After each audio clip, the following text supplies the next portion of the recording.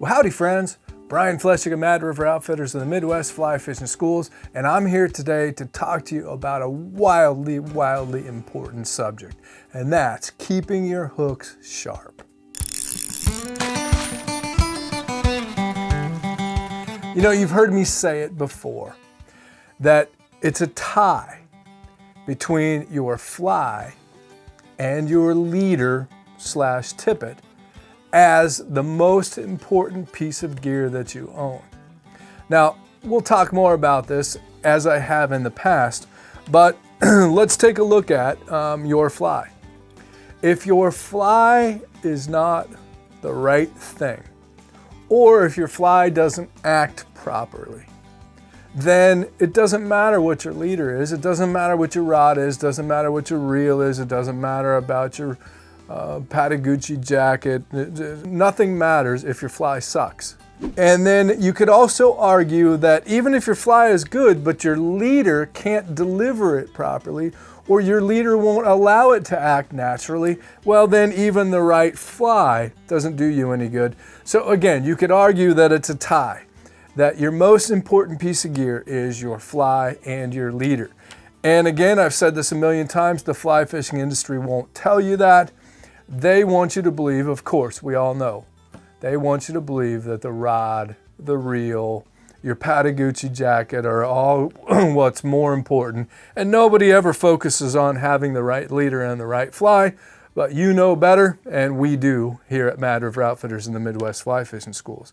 So that being said, the hook is your point of contact with the fish. And if your hook is not sharp, your fly, even if it looks right and acts right, if you can't penetrate the fish's jaw, then it's no good, period. So an easy way to keep your hook sharp, the Dr. Slick Diamond Hook Sharpeners. Comes in two sizes. I carry them both. In my trout vest and my general freshwater, I carry this 4-inch version. And it has two different sides to it. I believe you've got 300 grit, and then you've got 600 grit on the other side, which is pretty cool. And you can always tell the more coarse, in other words, the 300 grit on this one, you'll find, hold on, you'll find a little Dr. Slick insignia on one side, which tells you that this is the more coarse side, this is the finer side. And if your hook's in really bad shape, you're gonna start off with the coarse side and then run it just a few on the more fine grit side just to give it the finishing touches. But you know, conventional guys are doing this all the time. They're sharpening their hooks incessantly, and I rarely see fly anglers that sharpen their hooks on a regular basis, so you should be doing this. They've got 3 hooks, sometimes 6 hooks, maybe 9 hooks. You've got 1, maybe 2 hooks. You've got to keep them sharp. There's a little bit of controversy out there in the fishing world on which direction you should do this, towards the point of the hook or away from the point of the hook. And from what I've been able to gather and from my own kind of testing and trials, I definitely file away from the point of the hook, which means I'm going to take the point of the hook and I'm going to run it forwards, not backwards.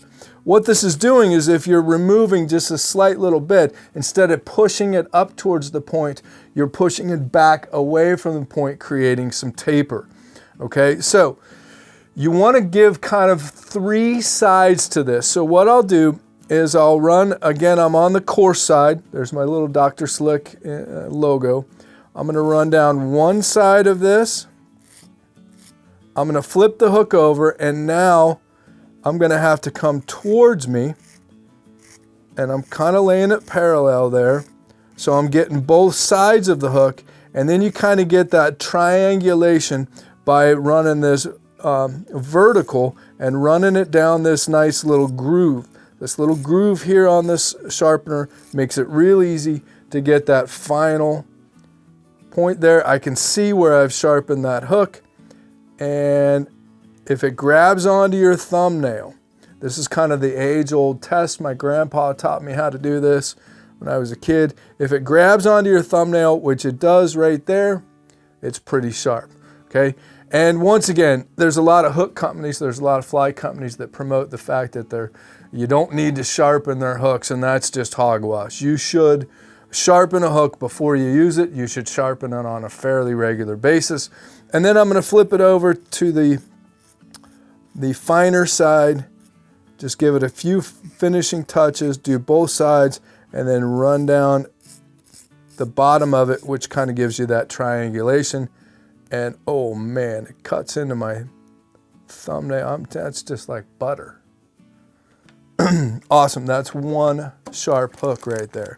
So that's the 4-inch, which is what I carry for general freshwater. And then when I get into my big stuff, my saltwater, as you know, we do a lot of peacock bass fishing in the Amazon. And here's the big guns right here. Okay, once again, this one, this has the logo on the finer side. So you're just gonna have to kind of figure it out. And you can tell by looking, okay, this is more coarse, that's more fine. But regardless, they are designated. One has a logo, one doesn't. I'm gonna start on the more coarse side. I'll just kind of move that hair out of the way. Come on one side of the hook.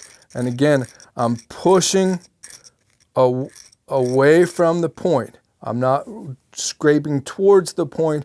I'm going away from the point. I'll flip it over onto the other side and just lay it so it's almost parallel. And then I'll come and run horizontal, or excuse me, vertically right down through the groove. And that's going to get kind of that triangulation for you. And there you go. I can see where I've scuffed that up a little bit. I'll flip it over to the finer grit. Just give a few finishing touches to smooth it out just a pinch. And there you go. Easy. And then come in vertically and run it right down the groove on that. And oh man, that's much better than when I started. Your hook is your point of contact, friends. You've got to keep your hook sharp. Get yourself a couple of these Dr. Slick diamond hook sharpeners that are not that expensive. They'll last you a good long time. They've got a hole in the back here. You can put them on a zinger. You can attach this to whatever. I've always got these with me. One bit of advice is try not to touch the sharpening surface with your hands. Your sweat and the salt from your fingers can cause these to rust and corrode over time. These have a nice little rubber grip. Try to keep your fingers, your grubby little fingers, on that grip and don't touch the sharpening surface if at all possible. But these things work great. Again, you can check them out at madriveroutfitters.com, the Dr. Slick diamond hook sharpenings. This one is 300 grit and then 600 grit, and this one is 150 for the more coarse, which you can see, and then 300 grit on the more coarse side. So, or excuse me, on the finer side. 150 and 300. So there you go, friends. As always, subscribe so you don't miss a useful episode. We appreciate you being here. Hit that like button. Actually, smash the like button. It really makes us feel good. So we appreciate you being here, and we'll see you real soon. If you like this video, hit subscribe. It helps out a lot. And check out these videos. We think you might like them too.